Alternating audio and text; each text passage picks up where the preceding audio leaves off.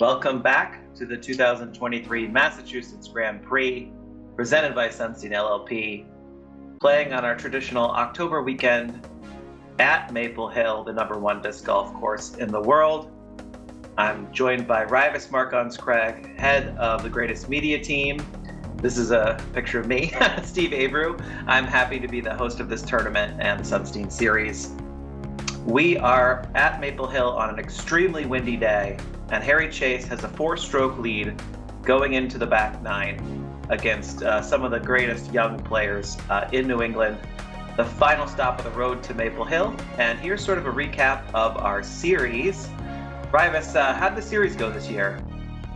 It was an exciting series. We had 11 events, one more plus in terms of the qualifier, the Sunstein Open. You can see on the left-hand side, Harry Chace, Paul Krans, Gillis, Simon Lizotte. These are all very well-known names to start off the season. On the right-hand side is in the middle of the summer, and Paul Krans just took it down. He went wild this summer. He won 3 more Sunstein events, and then you see Casey White took down Nantucket, and then Eli Brandt took down Raleigh Rochester to an exciting finish. And although Eli couldn't make it, we still had some really good contenders, including Josh Dibattista and Gillis MacDougall. So here we are on hole 10, 377 feet up the hill, and Harry has the box, and he is just unleashing. This really shows you how far he can throw. This is uphill. The top touring pros, I've said it before, are the only ones that can really get up here. I mean, he gets maximum power. It's one of the best shots I've ever seen him throw, actually. That was his, let me double check here. That was his DD3. Unbelievable shot. This is Paul Krans on the box next. Doesn't quite have Harry's power, but he's a very accurate golfer. Yeah, down the middle. That's fine with this hole. And you're absolutely right. He doesn't have the power nor the distance. He can reach 450 easily. And yeah, that just shows you how hard this hole is, because you know he's about 75 feet short. Debo getting the worst kick of a lifetime. You can see that he's going to have a lot of work to do from the right-hand side. And Gillis is our 4th golfer. He's at 4 under, tied with Josh for 3rd. Throwing his DD3, getting up there. He also has a good amount of power and kind of matching Paul Krans, but that just shows you how much more Harry Chace has. He's just so dialed today. I can't even explain it. So Josh threw it in last year on shot 2. Can he? No. There always seems to be some fireworks on the back nine. Let's see if we can keep it up this year. 3rd shot here. Can't get it to turn. It's going to hyzer out into the woods. He's about pin high left. Going to be a tough putt from the woods. He might have used all his luck on that hole 6 on the front nine. Go check that out on the GMT channel. I like the bid by Gillis. Might as well. Maybe the wind would lift it right in there. But you got to watch out for the comebackers on these. Oh, wow. Gosh, what a look for 2. He just gets extra glide throwing his P1Xs.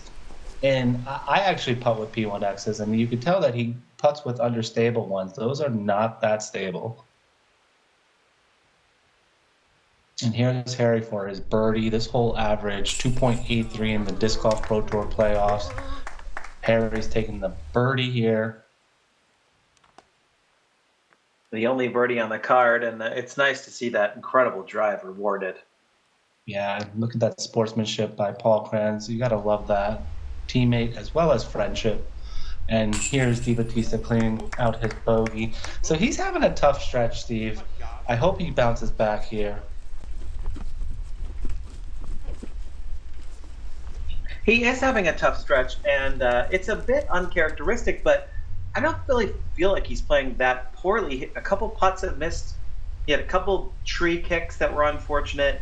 He's just maybe not hitting the gap as much as he would like, but Josh is a pro's pro, and he'll be there for every shot. It's not like he's going to give up.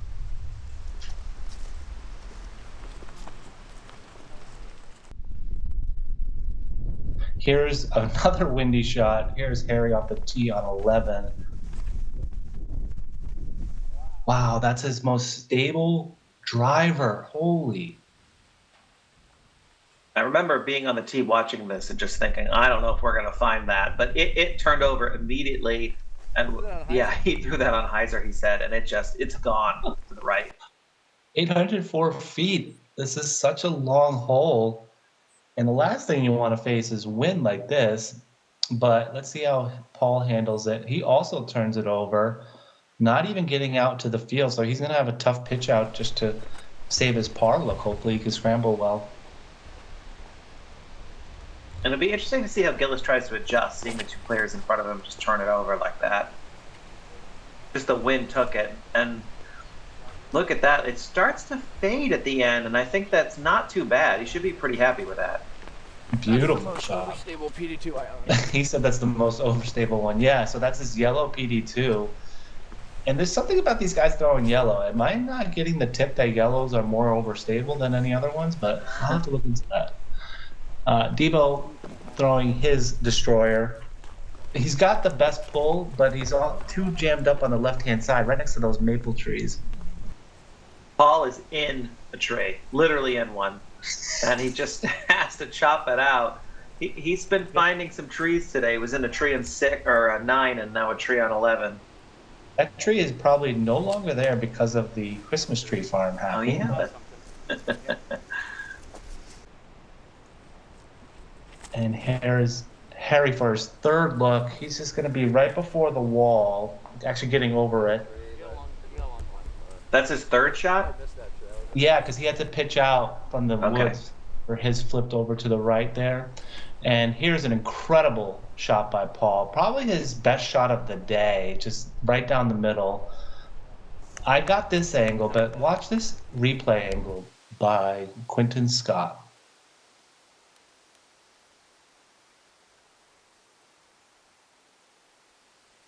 I believe that is his MD3. Well, that's how you draw it up. Incredible shot by Paul Krans. So he's got to look for 3. A birdie look on this hole is no joke. It averaged 3.73 on the tour, but in this wind, I'm going to give it a 4.5 average. So Gillis kind of has the uncharacteristic chopping of Annie there. So he's going to be looking for his 4th shot here and gets up there. Excuse me, that is his 3rd shot.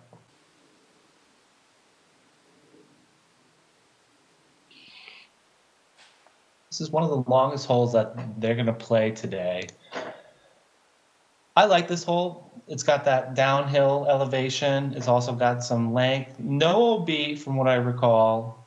And obviously you got to deal and contend with those pines. It is a good hole, but in this much wind, to have these guys throw their most stable disc in their bag and still just leak right, really difficult conditions. And, golf is a mental test. And in conditions like the conditions we had on this day, these 4 were really grinding. They really were. And speaking of mental toughness, that's a tough break for Paul. Let's see how he can recover from that. We've seen him make a lot of comebackers already in par saves, but this is one of his first bogey saves.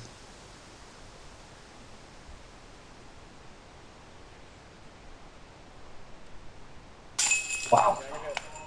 I mean, talk about mental toughness. Yeah, that's a championship mentality there. He only did a little bit of his routine and went right at it. Good pace, good height. All his putts are a little high. I like it. It reminds me of another Paul. There's a guy named Paul Macbeth who has a spit out, roll away, walks right over, cashes it. Doesn't matter how bad the comeback is. Yeah, tenacity. And Paul is just next caliber. I haven't really seen anything like it. Obviously, Casey White is the first person that I think of. But I think both of them together and representing New England is just spectacular to watch week in, week out.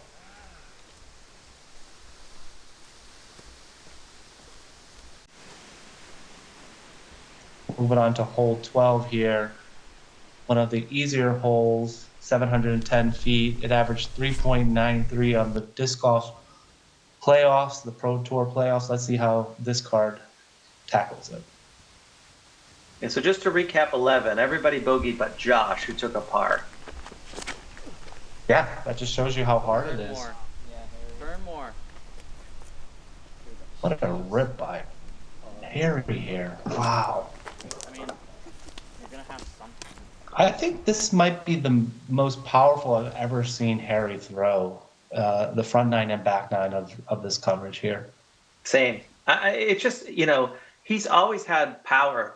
And like you said, it's sort of sneaky power, but something unlocked in his game this year. I watched him play a couple rounds at Smugs for Worlds, and he has elite distance. And it's interesting to see these guys. I mean, Rivas, you and I watched them play all season, but to see them up against pros from around the world, they can hold their own.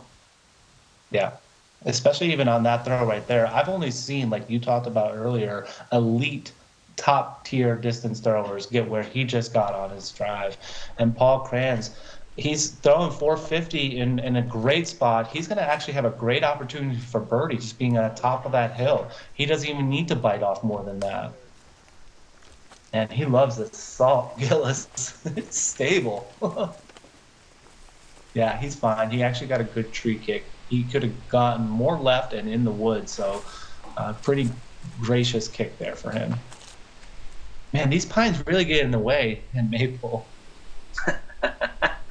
Well, give the hole some flavor and give the course, you know, what it's known for. It's sort of signature obstacle. Gillis unfortunately whacking a tree there on 2. Natural obstacles. I love it. No OB needed. That's why. And look at this upshot by Paul Krans. I mean, it doesn't get more dialed than that. Yeah. It's so good. It just floats right down. It's on the pin the entire flight. And it's pretty to watch. It's just, I mean, he's just so textbook.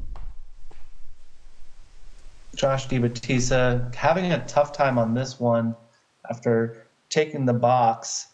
You hate to see it, but this hole can present challenges if you're just not in the right spots. It's all about the landing spots. That's a good shot. Yep, favorable kick by Gillis's tree there. And shout out to David Fleck for helping caddy Harry. I actually do believe he helped him a lot in terms of maybe visualizing different lines that Harry's not always seeing. Both Fleck and Harry are Disc Golf 978 athletes, so you have to give a huge shout out to Disc Golf 978 for being an incredible partner of the Sunstein Series and operating their mobile tournament hotspot at both the Sunstein Open and at the Grand Prix.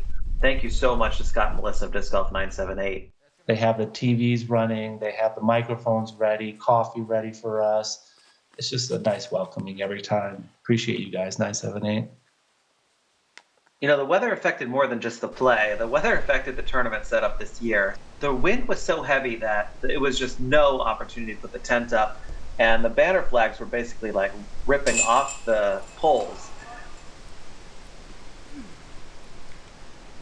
Yeah, it might not show on camera, but it was about 35, 40 mile per hour gusts. I think I've only played Maple Hill once.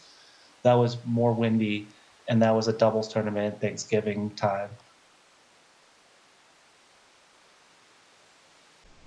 And that was a good par save. And how about Paul taking a birdie on everyone there?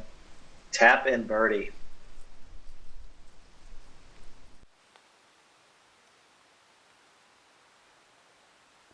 Harry also birdied 12. Harry and Paul with birdies. Gillis par and Josh bogey. And now we're on to hole 13.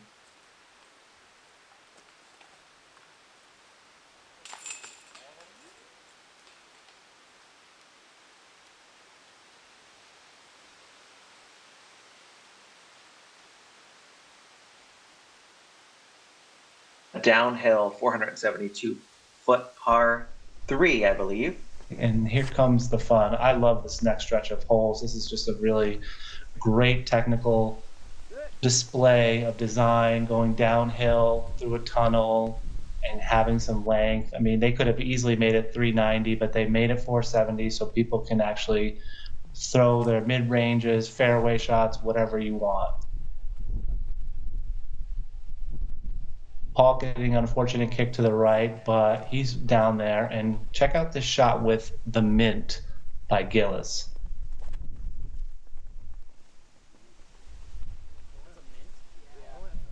Wow. Wow. Basket hunting. Oh, I'm excited to see this from this angle. This might be the angle of the year, the shot of the year.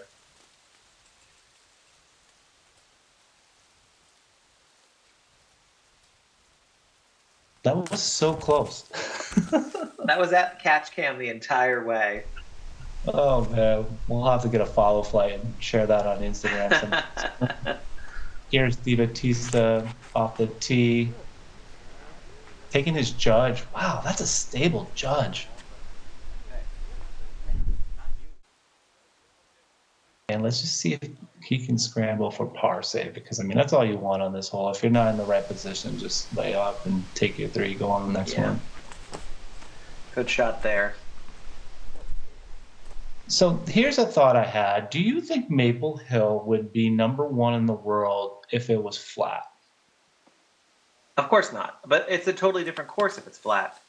I mean, first of all, there's not that much flat property in Massachusetts.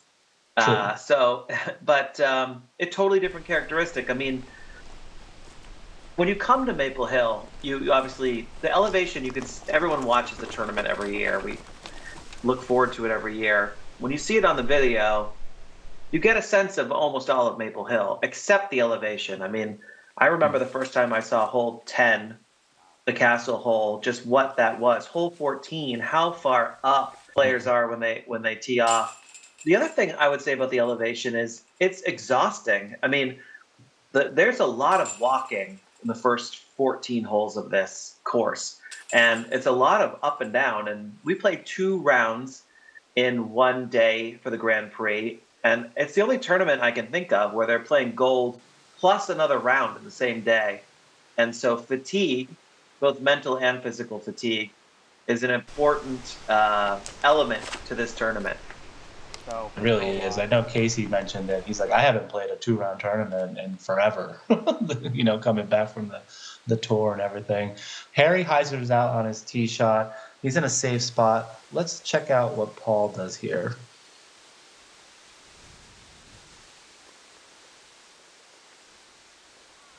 Wow.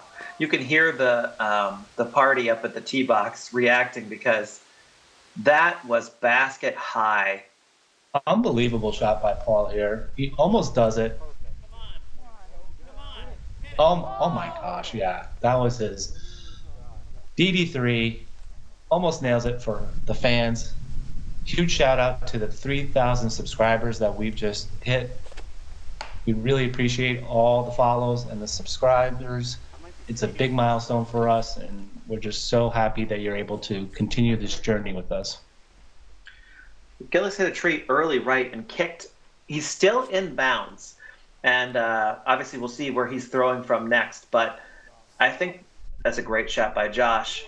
I think that the whole party was just like, we've never seen anybody take a second shot from where Gillis is about to take his second shot. And we looked for a few minutes here because we didn't think that he got all the way out here with that kick. That just shows you how hard he throws. And, he's still safe at inbounds on that left side. I mean, that was an insane kick from the tee.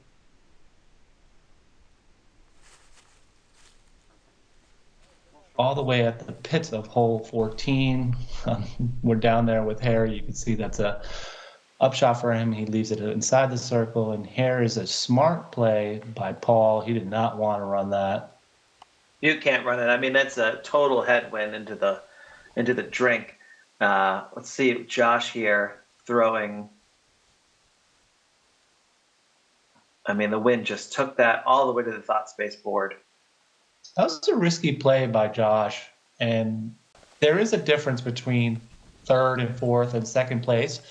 This year, you guys added cash for the second place. Last year, what this year was $850, which is a substantial amount. So, I mean, Paul Krans, Josh, and Gillis, they're playing for a good amount of money, and third place is $500. I mean, this is a great championship setup here. I think Josh might have putted it out of bounds, unfortunately. Hate to see that on hole 14. And he's going to be settling for most likely a double bogey. Here's Harry for his par save. Look how beautiful this hole is. I have to give a shout out to Aaron Wilmot, ThoughtSpace Athletics, one of Sunstein's several clients in the disc golf industry.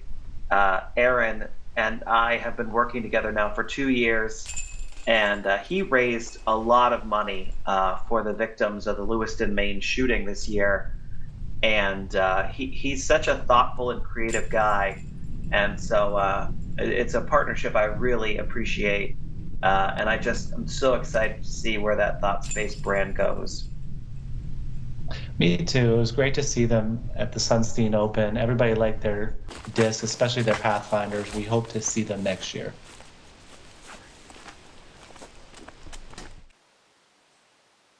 Here's one of the easier holes, hole 15, 330 feet, just a really straight shot. Here's Harry with his method. Harry's got a 5-stroke lead with 4 to play, and he's got to be feeling pretty comfortable. I haven't seen Harry smile this much in a tournament ever. So when he's smiling this much and he's flowing his hair back, he's playing well and he's very comfortable. Paul just not getting all the way up there, but that was a good shot. He got through the ravine. This is a daunting hole if you do not make it over that ravine.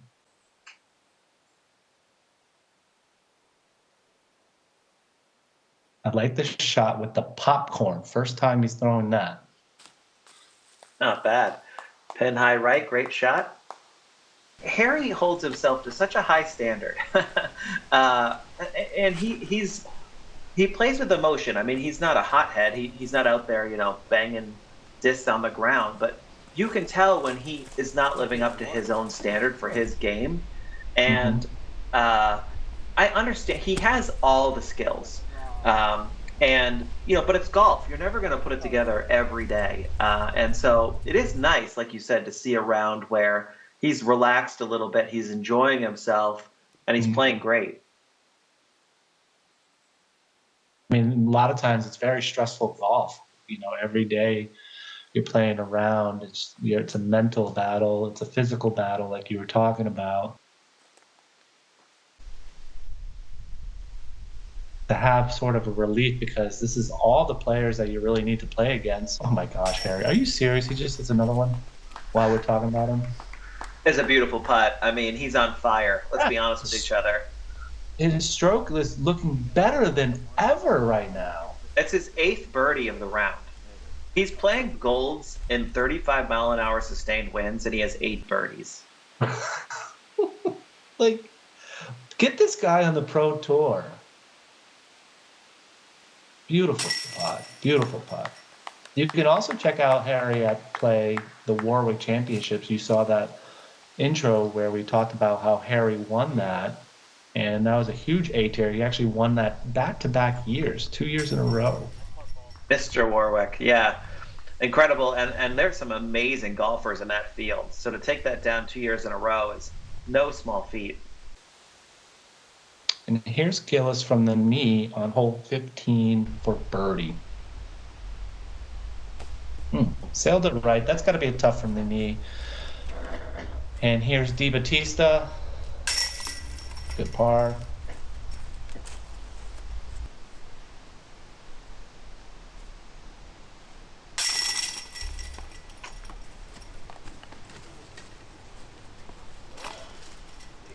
And the infamous hole 16 coming up. 476 feet, average 3.03 during the Disc Golf Pro Tour. I'm thinking maybe one birdie. Let's see how this card does it. Harry's checking the wind. Very signature routine play by Harry to check the wind before his drives and putts. I really like it. And I really like the shot out of his hand. Wow. He almost did it. It was a great shot, and that tree kick isn't too bad. Straight down. He's basically, 80 to 90% of the way through the hole as it is, so up and in.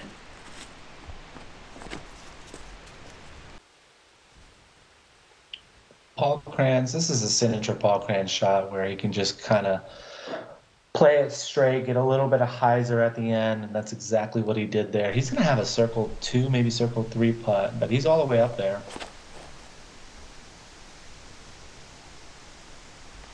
Now, if you're Harry and you have a 6-stroke lead, there's 3 holes to play, are you doing what he's doing, just throw the shot you would normally do, or are you going to be a little bit more cautious, or how do you approach this? I've never had that experience, Steve, so I can't tell you. No, I'm just joking. You want to play. The last thing you want to do is think about somebody catching your tail, right? And it's hard to do at Maple. I mean, there's just not enough holes that are birdieable. And I think Harry, once he got to hole 8, hole 10, started birdieing 12, 13, he kind of had it in the bag.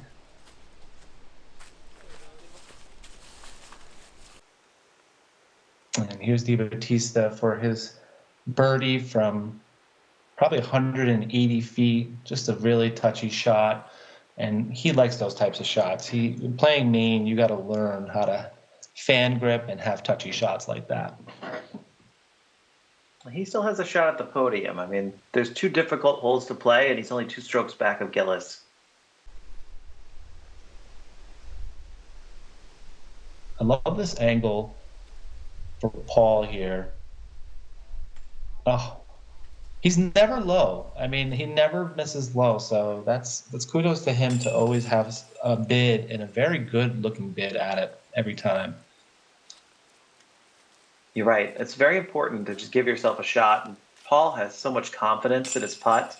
I think that's what it stems from, just the confidence he has. I mean, I've taken plenty of tentative putts where as soon as I leave it, I'm like, oh, that's a foot short or off the basket because I didn't believe in my own stroke. And Paul Krans just has so much self-belief.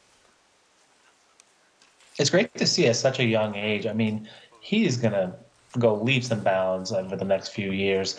And I really hope Sunstein picks him up as a sponsorship or anybody else, because everybody should be picking this kid up. All right, we've got 2 to play at the Grand Prix. Hole 17 is a par 4, 636 feet. And the wind just goes crazy with Harry's disc there, and he's in the middle of a Christmas tree farm, basically. Yeah, I'm going to have to chop that one next year. Or at least Harry will. It's ripping. On 17, it always rips. And we didn't play OB on the left-hand side like the Disc Golf Pro Tour playoff does. That would have been actually OB, but we're playing that as inbounds for Paul, and he's going to have a side look from the left there. You can just hear the wind. It's insane. Oh my gosh, it just took his disc and just flipped it like a pancake. Yeah, did Gillis even get out of the tree line there? I mean, he did. We had a tough time looking for it, but he got actually all the way up there. That was his orange GD3.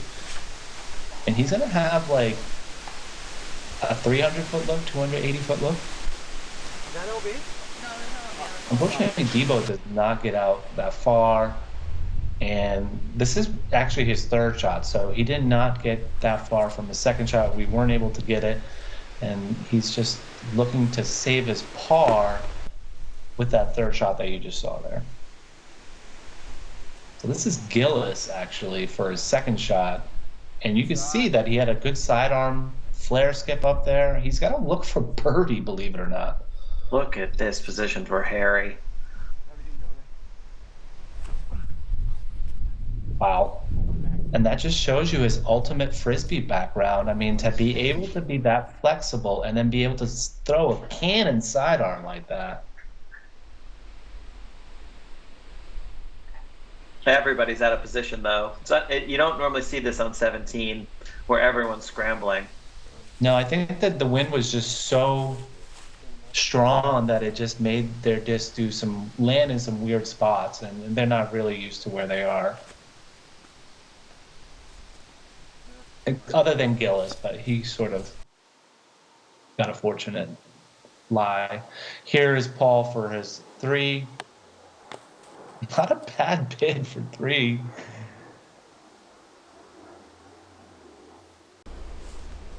And here is Josh Dibattista for his par save. Let's see how well he scrambles from here just to even lay up. I mean, can't see the basket, I'm sure, where he is. He doesn't need to see it. He just senses it. And the back 9. This is unreal. I'm happy for Josh because he's had a tough round. He's an incredible player, and that's a nice putt towards the end to leave you with something to build on.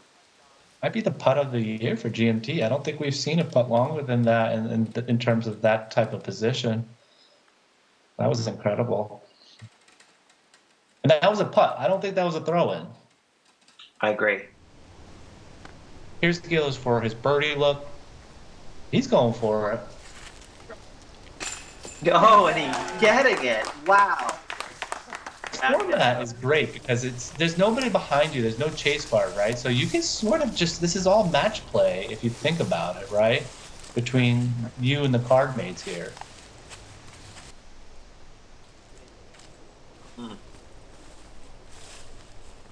Now Harry airballed it and got a vicious roll away. And that's what you would expect when you run putts like you just saw from Debo and Gillis. So he's getting the worst of the bunch here, and he was the closest.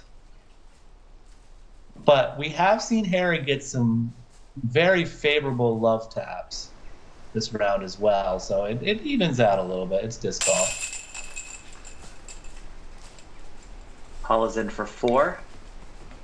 Solid putt right in the heart.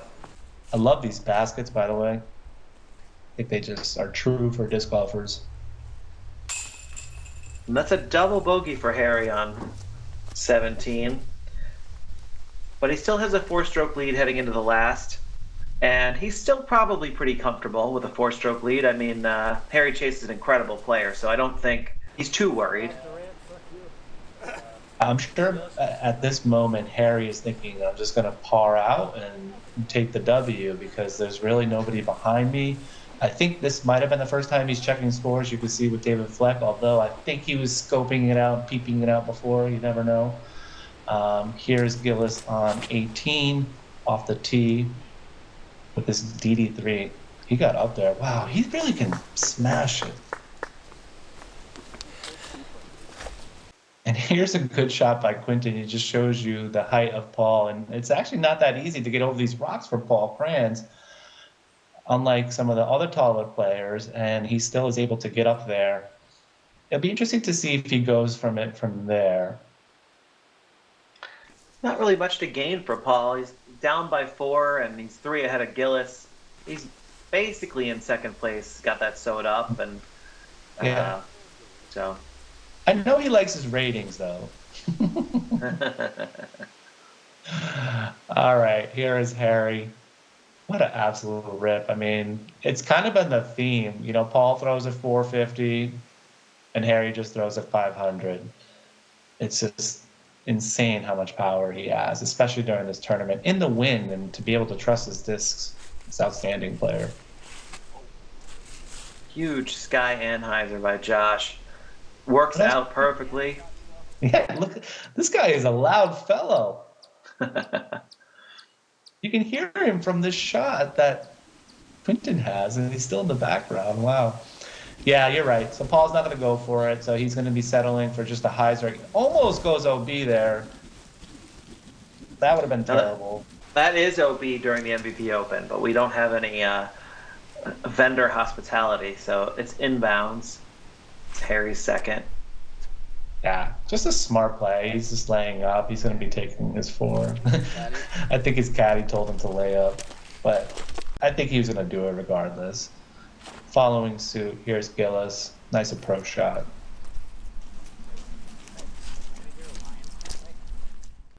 And here is a tough choice for Josh. This is his third shot. He's going to have to go for it to push. Just didn't happen.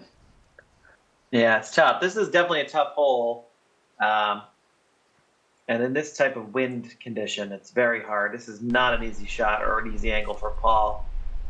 But, Paul Krans. Because he's Paul Krans.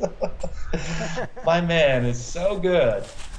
Keep what you're doing, Paul, because it just shows some of these highlights. I mean, it's just insane how accurate you are. Now, I think Paul Krans was probably the favorite. Maybe Paul or Casey White, Casey the defending champion. But going into the weekend, Paul had won 5 Sunstein events. I think everyone thought it was Paul's tournament to lose. And a 6 under wins this tournament in other years. A new format this year, but 6 under is basically the winning score. And the only reason he didn't win today is because Harry Chace went on an absolute heater. I think he averaged like 1050 golf, but between the both rounds. I haven't seen anything like that in New England. I mean, this is just incredible. And what a good putt by Gillis. Yeah. Great podium for Gillis. He has to be so excited about finishing 3rd at the Grand Prix. Josh, again, rough round. Too bad on the double bogey there, but just an incredible professional. And you never bet against Josh Dibattista. We're sure to see him next year at the Grand Prix, like he's been every year. Absolutely. But this was Harry Chace's day. This is the reaction cam while the others were putting. We wanted to kind of focus on what his reaction was, and a tap in with a little flair. Gotta love it. $2,000. His biggest cash winnings to date, actually. Harry Chace is the 2023 Massachusetts Grand Prix champion. And a little dap from the tournament host there. And probably his biggest victory. Obviously the A tiers at Warwick are huge, but as you said, his biggest cash. This is the season ender for us in New England, and his name is going up on the Sap House at Maple Hill. So the stakes were high, and he came through when he needed to. What an incredible tournament from Harry Chace. Yeah, he started the season with the win at the Welcome to the Jungle, and he finished the season with an even bigger win here at the Grand Prix. All right, we are here at Maple Hill at the end of the Sunstein Series for 2023, and we are very pleased to hand out the awards for MPO this year at the Grand Prix. In 3rd place today, winning $500, was Gillis MacDougall. Yeah. In 2nd place was Paul Krans. And the winner of the Grand Prix for 2023 and the champion of Massachusetts, Harry Chace. There he is, folks. Look at that trophy. All right, let's get the podium finishers. A big shout out to Mr. Krans for holding the camera here, getting that practice in for next year. What do you think, in the front? Yeah. Paul's dad, Tom, has been his caddy all year, and such a staple on the Massachusetts scene.